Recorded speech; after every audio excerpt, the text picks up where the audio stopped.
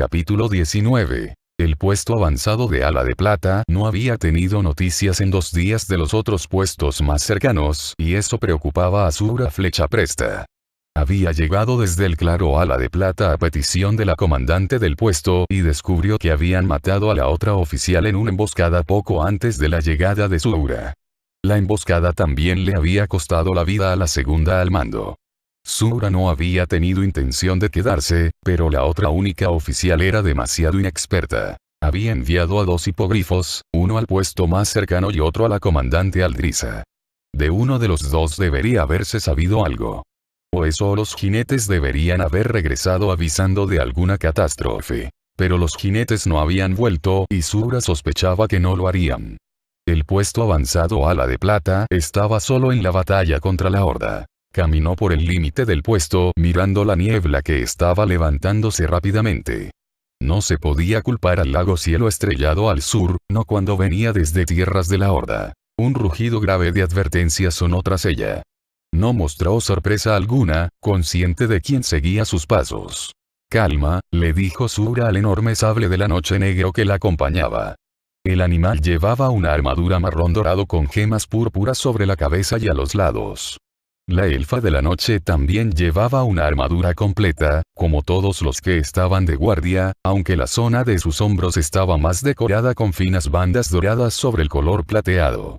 Aquellos que creían que la armadura era más ornamental que útil habían descubierto para su desgracia, si eran orcos u otros enemigos, que la protegía bastante bien mientras ésta los destripaba. El ulular de un búho llamó su atención del modo en que el gruñido del sable de la noche no lo había hecho. La comandante del puesto miró hacia el techo del edificio principal, donde se encontraba un búho de color hollín. El ave miraba hacia el bosque y de repente abandonó su posición.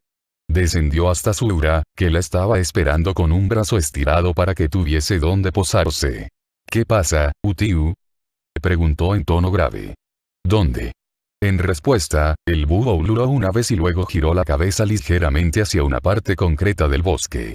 Zuhura siguió su mirada expectante. Los centinelas se embararon cuando una figura surgió de entre los arbustos. Solo se calmaron cuando les quedó claro que era uno de los suyos, por así decir. La figura que regresaba a Ala de Plata pertenecía a un grupo que no caía precisamente bien entre la mayoría de los centinelas, pero que podían ser útiles y, a ojos de Zuhura, algunos habían demostrado su lealtad más que suficientemente.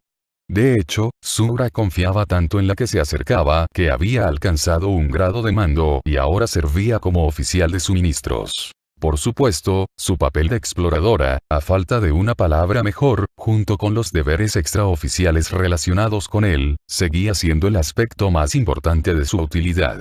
Y Yiyana Lunardiente, la saludó solemnemente Zuhura, has vuelto antes de lo que creía y esperaba. La otra elfa de la noche era un llamativo contraste con Zuhura, por no mencionar a la mayoría de los demás que se encontraban allí. No era solo porque llevase un oscuro ropaje ceñido que le recordaba a Zuhura más a un bucanero humano, sino que Yiyana irradiaba una presencia que de algún modo era semejante a la de un pirata salvaje.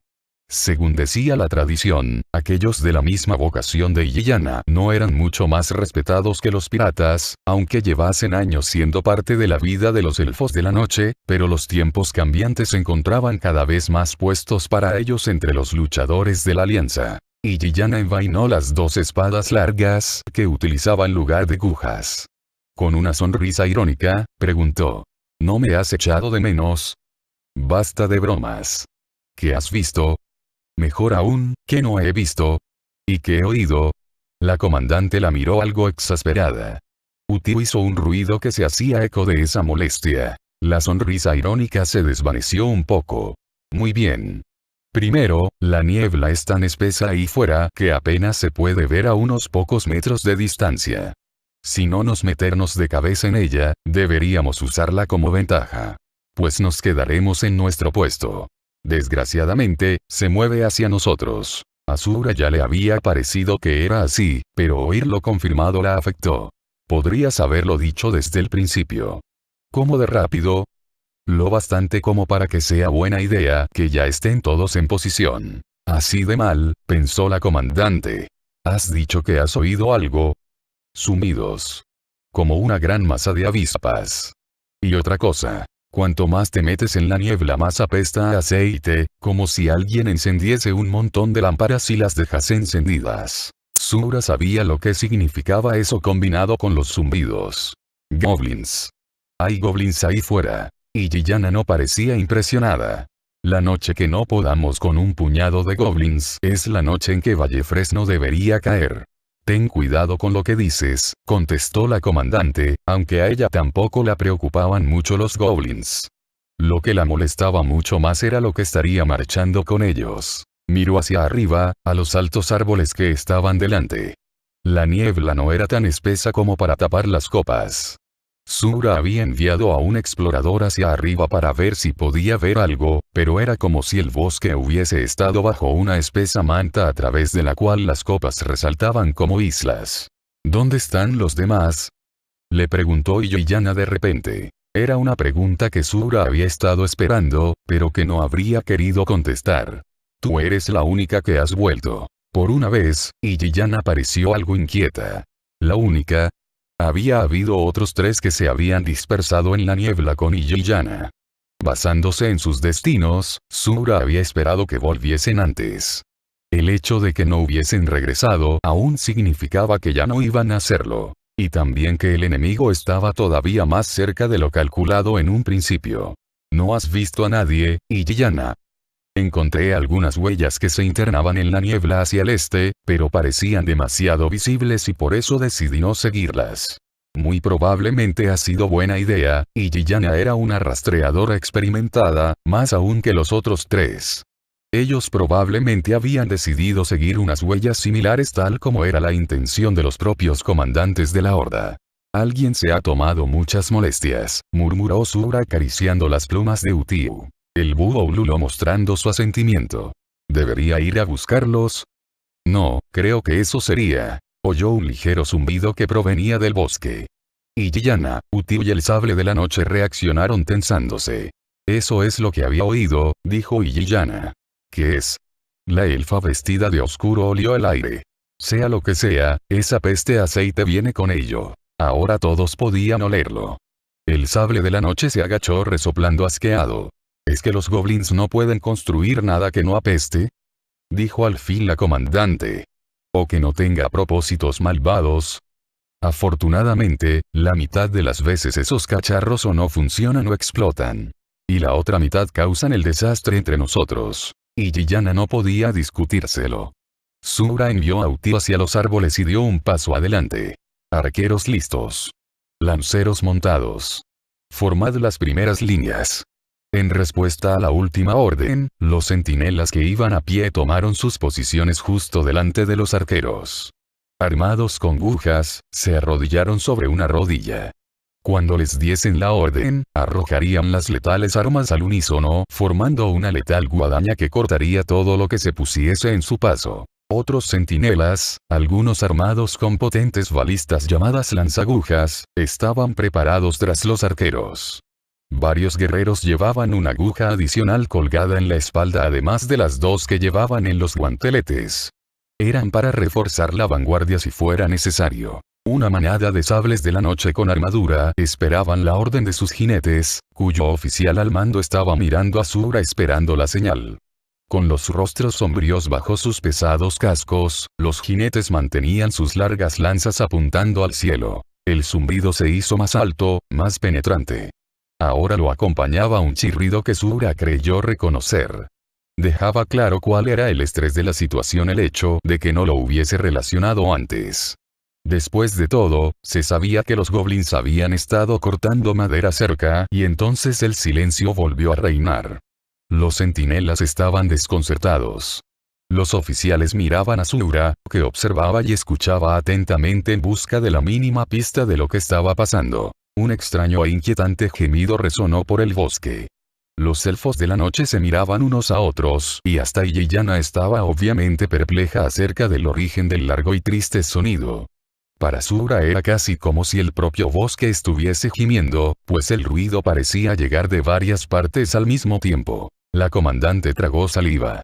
Se había dado cuenta de repente de lo que significaba el gemido. Mirando hacia el cielo en dirección este trató de ver más allá de la niebla una pantalla de humo creada por las insidiosas máquinas de los goblins. Sura buscaba algo en concreto y luego lo vio en más de un lugar. Era tan increíble que no pudo evitar quedarse mirando un momento a pesar del desastre que presagiaba. Los árboles se mueven. HMM. Y Gianna miró hacia arriba con la esperanza de comprender las extrañas palabras de la otra elfa de la noche. A través de la niebla, unos desmesurados troncos cayeron hacia el puesto, troncos coronados por grandes copas. «Retirada», gritó Sura. «Cuidado». Los otros centinelas por fin entendieron lo que estaba ocurriendo. Arqueros, lanceros, soldados de a pie por todas partes, guerreros experimentados, se dispersaron y trataron de dirigirse hacia la retaguardia tan deprisa como podían. El gemido se volvió ensordecedor. El primero de los gigantescos árboles cayó sobre Ala de Plata. Mientras trataba de conservar cierto aspecto de organización en el puesto, Sura no pudo evitar admirar amargamente la táctica. Obviamente, la horda había explorado la zona cuidadosamente escogiendo los árboles adecuados para su ataque. Habían escogido enormes árboles cuyo paso apenas se vería entorpecido por los más pequeños que tenían cerca. El choque del primer árbol sacudió el terreno como un terremoto. También aplastó parte del edificio principal del puesto y a dos sables de la noche y a sus infortunados jinetes. Peor aún, el descomunal tronco no se quedó donde había caído, sino que rodó hacia el sur. Barrió a varios centinelas, aplastándolos como a insectos. Mientras el primer árbol continuaba con su espantosa misión, cayó un segundo. Otra terrible convulsión agitó a los elfos de la noche. Los centinelas volaban por todas partes. Los sables de la noche gemían como cachorros recién nacidos mientras buscaban una ruta de huida que no existía. Cayó un tercer árbol. Afortunadamente, la copa cayó sobre la del árbol principal de Ala de Plata, evitando que el tronco cortado provocase tantos daños como los anteriores. Los indefensos soldados seguían siendo bombardeados por hojas que caían y ramas tan grandes como las de sus monturas felinas. Sura se inclinó para ayudar a una conmocionada centinela. No tenía ni idea de dónde había ido Gianna y no podía reprocharle que se hubiese ido. No podían luchar contra árboles. ¿Cómo se zafa uno de un arma así? Otro increíble golpe seco sacudió a la de Plata. El choque de la madera avisó de que se había destruido otra parte del puesto. Peor aún, los gritos de los heridos graves se multiplicaban. Había contado 4 árboles cortados cayendo hacia el puesto, y los 4 habían hecho contacto. Sura rezó para no haber contado mal, aunque no se le podía ocurrir dónde podría haber encontrado la horda un quinto para sumar a su ataque. Solo habían necesitado los huecos justos en el bosque para asegurarse de que sus improvisadas armas golpearan en el objetivo con precisión. El polvo y los restos de las copas llenaban el aire. Entre todo eso, Sura detectó un gran aumento del hedor aceitoso creado por los goblins. También oyó fuertes golpes secos, como si un gigante avanzase trabajosamente por el bosque junto a Ala de Plata. «Rehaced las líneas», gritó, preguntándose si alguien no solo la oiría, sino que se molestaría en obedecerla. «Nos atacan». Los golpes secos subieron de tono, acompañados de un zumbido enérgico. La comandante se giró hacia el bosque. Unas máquinas goblins de 2 patas entraron en Ala de Plata. Se movían como elfos de la noche borrachos, y un brazo de cada uno de ellos acababa en una hoja dentada giratoria. Apenas había entrado el primero de los machacadores, cuando una lluvia de flechas cayó sobre ellos. 2 goblins cayeron muertos. Una de las máquinas que se había quedado sin piloto empezó a dar vueltas y chocó contra una tercera. Sura miró y vio que algunos de los centinelas se habían sumado a su grito de batalla. Tras la única fila de arqueros, los soldados de a pie y los lanceros también trataban de reagruparse. Los pilotos de los otros machacadores levantaron un segundo brazo para escudarse. E inmediatamente, Sura se aprovechó de su error táctico. «Cazadoras. Atacad». No tenía ni idea de cuántas podría haber, pero el grupo que pasó corriendo superaba sus expectativas. Se animó. La horda creía haberle dado un golpe mortal a Ala de Plata, pero obviamente habían olvidado a quienes se enfrentaban. El contingente había aprendido a adaptarse enseguida. Más de una docena de musculosos felinos corrieron hacia los machacadores. Las cazadoras prepararon sus escudos y bajaron las lanzas apuntando hacia adelante. El grupo cargó contra los machacadores. Distraídos por la lluvia de flechas, la mayoría de los goblins se dieron cuenta de la carga demasiado tarde. Un par se las arregló para levantar sus hojas giratorias. Un sable de la noche aulló cuando la hoja le cortó la mandíbula. Pero en su mayoría la carga resistió. Las lanzas, apuntadas con precisión, atravesaron a los machacadores por la axila, donde eran más vulnerables, o sencillamente se las arreglaron para voltearlos. Un escándalo acompañó las caídas de los machacadores. Siguiendo su estrategia, las cazadoras se retiraron inmediatamente. Sin embargo, y mientras lo hacían, una lluvia de flechas voló desde el este. 4 sables de la noche cayeron inmediatamente seguidos por tantos otros en unos instantes. Como sus escudos eran menos efectivos cuando los sostenían a sus espaldas, las cazadoras sufrieron aún más. En segundos, el grupo quedó diezmado. Sonó un cuerno de batalla. Un enérgico rugido brotó del bosque. Desde allí una masa de orcos fluyó hacia Ala de Plata. La primera línea cayó casi por completo, derribados por la experta puntería de los arqueros que quedaban en el puesto. Desgraciadamente, los orcos seguían atacando y ahora los acompañaban flechas que pasaban por encima de ellos. Esas flechas buscaban a los arqueros elfos, matando a varios y destrozando la línea. Desenfundando su aguja, Sura saltó a su felino. Les gritó a los restantes lanceros, que se acercaron a ella. «Hacedlos retroceder», ordenó Sura. «Dadles a los arqueros y a los demás tiempo para que vuelvan a reagruparse». Con ella en punta, los jinetes se volvieron hacia los orcos. Sura lanzó su aguja al primero de los atacantes y observó con sombría satisfacción que las hojas atravesaban el pecho del guerrero. El orco cayó hacia adelante con la sangre brotando de la roja herida, haciendo tropezar a 2 de los que iban directamente tras él. Recuperando la aguja, Sura se aprovechó de la confusión, derribando a uno de los 2 antes de que pudiesen soltarse. La línea de orcos se tambaleó. Los jinetes los hicieron retroceder. Una nueva lluvia de flechas cayó sobre los orcos. Estaba acompañada de varias agujas que contribuyeron a diezmar su vanguardia. Sura dejó escapar un grito de triunfo. La horda estaba aprendiendo de nuevo la estupidez que suponía atacar a Ala de Plata. A pesar del increíble plan de su comandante, los defensores vencerían. Sonó otro cuerno. Las líneas de orcos cayeron al suelo. Una lluvia de flechas se concentró en los jinetes. Sura, en vanguardia, vio a algunos de los arqueros de la horda justo cuando se preparaban para disparar y gritó una advertencia. Se lanzó contra el cuello del sable de la noche y rezó para que los otros hicieran lo propio. Sin embargo, los muchos gritos que oyó no le dieron demasiadas esperanzas. Peor aún, su montura se tambaleó y se cayó. El animal tiró a Sura. La elfa de la noche cayó entre los muertos con la cara boquiabierta de un orco apenas a 2 centímetros de la suya. Trató de levantarse, pero algo le había atrapado la pierna. Se giró y vio que el sable de la noche, atravesado por más de una docena de pesadas flechas, había caído sobre su pierna atrapándola.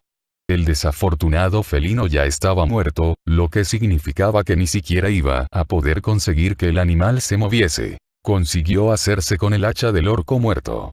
Con la carnicería que había a su alrededor, había quedado momentáneamente olvidada.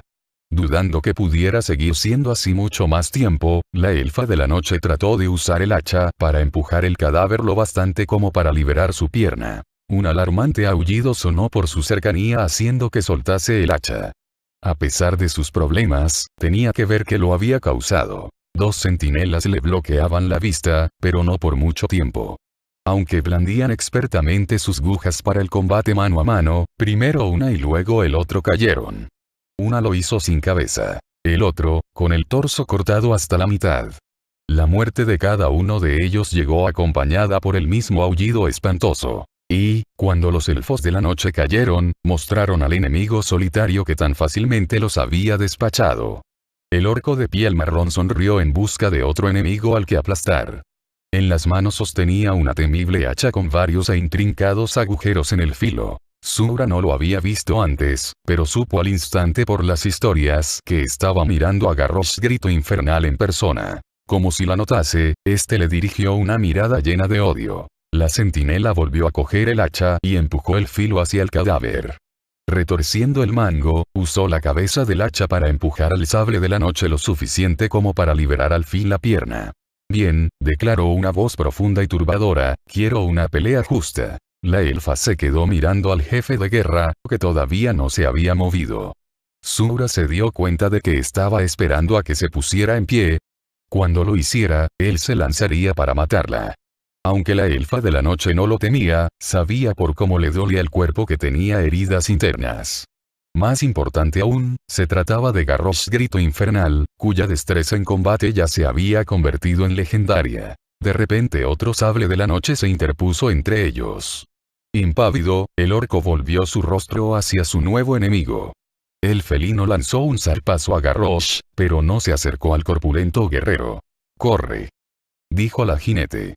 Solo entonces se dio cuenta Sura de que se trataba de Illiyana. Pero su aspirante a rescatadora había subestimado a Garrosh Grito Infernal.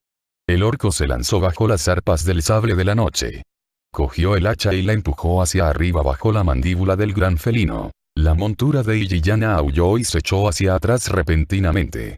El animal se debatía agónicamente mientras la sangre brotaba de la herida que tenía debajo del cuello. La exploradora acabó lanzada hacia el cuerpo de otro felino. Illiyana chocó con fuerza contra el pesado cuerpo y cayó rodando. Sura no se había quedado quieta. Se había colocado en posición acuclillada, tratando de decidir no hacia dónde huir, sino cómo ayudar a Illiyana a luchar contra Garrosh. Ahora ella tenía que rescatar a la exploradora. Aunque gravemente herido por el osado ataque del jefe de guerra, el sable de la noche volvió a la lucha. Sura usó la valentía del animal para ayudar a Illiyana a levantarse. Eso no ha salido como había planeado, dijo Illiyana entrecortadamente. ¿Cómo estás? Illiyana hizo una mueca. Creo que tengo el brazo izquierdo roto, quizás solo dislocado. Entonces será mejor que nos demos prisa en largarnos de aquí. Puedo luchar. No discutas. Ahora estamos tras las líneas. Tenemos que volver con los demás. El espantoso aullido del hacha de Garrosh volvió a cortar el aire. A ese ruido lo siguió un rugido furioso y dolorido del sable de la noche. Sura no miró atrás. Lamentaba el sacrificio del felino, pero no tenía elección. Quedarse sería un suicidio para ambas guerreras. A varios metros al oeste vio a algunos de los defensores que volvían a reagruparse, pero más al este la situación se volvía cada vez más desesperada. Allí centinelas sueltos, lejos de toda esperanza, luchaban contra uno o más enemigos, aunque generalmente no tenían ni una posibilidad de vencer. Sura observó con horror cómo un orco le cortaba la cabeza a uno de sus oficiales. El cuerpo del centinela se tambaleó unos pasos antes de caer. En otras partes miembros cercenados señalaban los oscuros destinos de otros elfos de la noche. De vez en cuando se veía volar una aguja, pero esas señales de resistencia eran cada vez menores a cada segundo que pasaba. Sura y Illiyana habían conseguido llegar a unos pocos metros de un pequeño grupo de arqueros, cuando Sura notó que no estaban solos. Lamentándolo, empujó a Illiyana hacia los otros defensores, esperando que los reflejos de la elfa fuesen aún lo bastante agudos como para compensar la repentina pérdida de la ayuda de la comandante. Sura apenas pudo levantar su arma a tiempo para evitar que un viejo orco con un parche y cubierto de tatuajes marineros la partiera en dos con su pesada hacha. No era Garrosh, pero su experiencia y su determinación la pusieron a la defensiva desde el primer momento. «Seré rápido», dijo el orco con voz ronca. «Además, no querrás estar por aquí cuando él los suelte». La elfa no tenía ni idea de qué estaba hablando y no le importaba. Lo que preocupaba más a Sura era que sentía un hormigueo en la pierna que se le había quedado atrapada bajo el sable de la noche muerto. Después de todo, sí que estaba herida y esa herida estaba provocando problemas con su equilibrio. La elfa de la noche repitió el truco de Garrosh, lanzándose de repente hacia su atacante cuando éste hubiese esperado lo contrario. El asombrado orco se echó hacia atrás. Sura lanzó un hachazo, pero solo consiguió una delgada línea roja a través del brazo del orco. Desde atrás una flecha cayó entre ellos. Otra rebotó en la hombrera del orco. El guerrero de piel verde enseñó los dientes y se retiró cuando otras dos flechas lo acosaron. Dos centinelas cogieron a Sura y se la llevaron con los arqueros. En ese momento, la comandante oyó el zumbido de un machacador. Algunos de los goblins se las habían apañado para volver a poner en pie sus viles máquinas y estaban terminando de destrozar lo que los árboles derribados no habían destrozado ya. Sura olió fuego. El edificio principal estaba en llamas, aunque no sabía si había sido cosa de los goblins o por otra causa. Se planteó arriesgarse y correr a recuperar algunos de los valiosos mapas que había allí, pero sabía que era demasiado tarde para hacer nada. El terrible aullido volvió a resonar en sus oídos. Garrosh, con el arma chorreando de sangre, lanzó una orden ininteligible a sus guerreros. Incluso los goblins respondieron. Los machacadores formaron una línea y se detuvieron. Están a nuestro alcance. Y Yiyana no se lo creía. ¿Se están suicidando? No importa. Arqueros, fuego a discreción. Y también quiero ver volar todas las agujas. Cada vez aparecían más supervivientes de ala de plata. Sura vio que los centinelas todavía tenían una línea de defensa aceptable. Cierto, parecían ser inferiores en número, pero no sería la primera vez. Pero cuando los primeros arqueros preparaban sus tiros sonó otro cuerno. Los arqueros dudaron. No esperéis. Maldijo Sura. Un monstruoso rugido brotó de la niebla fabricada por los goblins. Algo salió volando del bosque. Un proyectil enorme. Una roca varias veces más grande que Sura. La siguieron 5 más. Se enfrentaba a lo que parecía una variación de la misma pesadilla que había atacado el puesto al principio. Con casi la misma puntería, las enormes rocas cayeron sobre ala de plata. No había más elección que dispersarse. La última línea de defensa de los centinelas de ala de plata se vino abajo ante la amenaza de una fuerza que no podían detener. La primera roca gigantesca chocó contra el suelo justo donde los arqueros habían estado. Igual que había ocurrido con los enormes troncos, la zona tembló como si hubiese vuelto a tener lugar el cataclismo. Sin embargo, las rocas, proyectiles más precisos, levantaron grandes fragmentos de suciedad y piedras que salpicaron a los elfos de la noche. Una centinela que estaba cerca de Illana cayó muerta con el cráneo hendido por un afilado fragmento de roca. 2 arqueros cayeron bajo una lluvia de tierra. Ala de plata se vio inundada de estruendos cuando cayeron las otras rocas. 2 de ellas destruyeron completamente los lanzagujas y a sus tiradores. Los sables de la noche, enfebrecidos por la catástrofe, ignoraban las órdenes de sus jinetes. La horda no perdió tiempo en aprovecharse. Garrosh soltó un grito de victoria, agitó su hacha y lideró la carga en persona. Unos pocos centinelas, derribados por el último ataque, se esforzaban por ponerse en pie lo bastante deprisa como para al menos defenderse del enemigo que se aproximaba. Respondieron bien y consiguieron acabar con unos cuantos orcos con las agujas y las espadas, pero ninguno sobrevivió demasiado ante una carga tan abrumadora. Y Yiyana fue la primera en decir lo que era terriblemente obvio. No podemos seguir aquí. Debemos abandonar nuestra posición. Aunque quería negar lo que acababa de decir su compañera, Sura no podía. El número de centinelas se reducía rápidamente. Varios de los que seguían vivos estaban heridos o maltrechos y, ante el número creciente de orcos que llegaban a la batalla, habría sido un asesinato ordenarles que se quedasen. Retirada. Gritó Sura. Iremos más allá del río con la comandante Aldrisa. Aunque con desgana, los centinelas la obedecieron de todos modos.